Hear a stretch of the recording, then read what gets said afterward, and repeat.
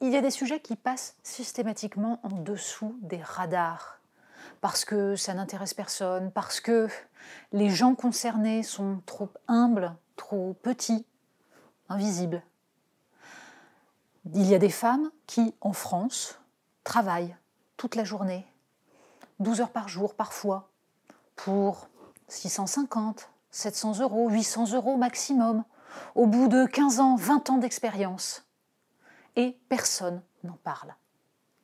Alors, François Ruffin, député insoumis, et Gilles Perret leur ont consacré un documentaire. Il faut voir ce documentaire.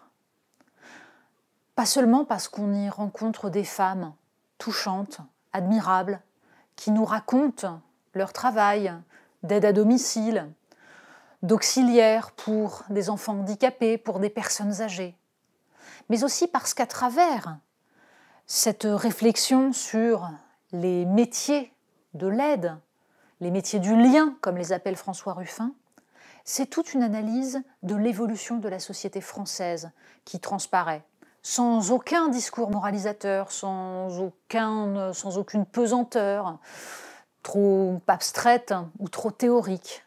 Non, on voit réellement ce que c'est que la paupérisation de la société française, la non-reconnaissance des métiers pourtant essentiels, ceux dont Emmanuel Macron nous avait dit qu'ils étaient en première ligne et qu'il faudrait s'en souvenir.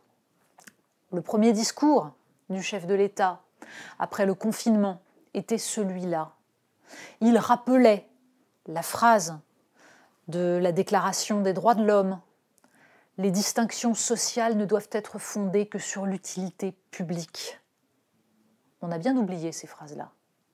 Alors, Debout les femmes nous les rappelle. Le documentaire nous raconte la mission parlementaire de François Ruffin et du député La République En Marche, Bruno Bonnell, autour de ces métiers du lien. Attelage totalement improbable. Bruno Bonnell, chef d'entreprise, avec son discours libéral, totalement décomplexé. Et François Ruffin, chacun commence en se disant « Mon Dieu, je suis avec cette tête de con ». Et puis, cet attelage nous montre aussi la noblesse du travail parlementaire.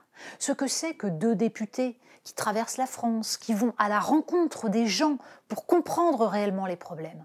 Oui, ça sert à ça, le Parlement. Ça devrait servir à ça. Parce que de fait, le résultat est édifiant. Leur travail, qui aboutit à une proposition de loi, n'engendre que du refus, systématiquement.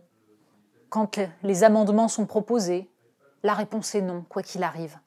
Et on a ce choc entre deux députés, dont un La République En Marche, qui se heurtent à une majorité La République En Marche, qui se moque parfaitement de tout cela, ne serait-ce que parce que c'est proposé par un député d'opposition.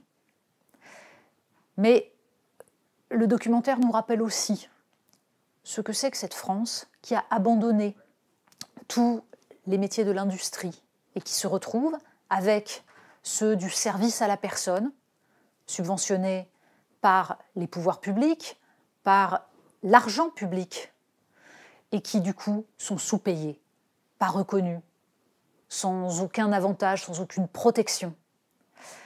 François Ruffin passe à côté d'une usine textile, en plein confinement. L'usine textile a fermé depuis des années, mais on ne sait plus produire de masques. Alors, chacun y va de sa couture maison pour produire des blouses, des masques.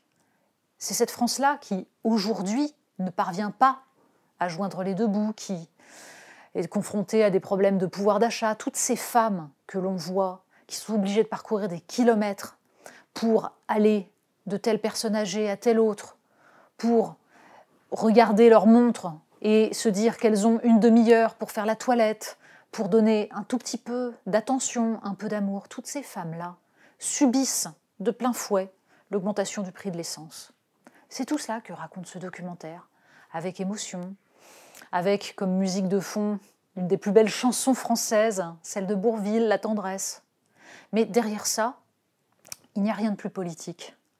Rien de plus politique que cette démarche qui consiste à se dire que notre société doit s'organiser pour prendre en compte la nécessité de ces métiers, pour reconnaître le travail extrêmement dur de toutes ces femmes et pour essayer de faire en sorte qu'enfin le Parlement puisse apporter des propositions, changer réellement la vie. Alors ce documentaire est indispensable, il est beau, tout simplement.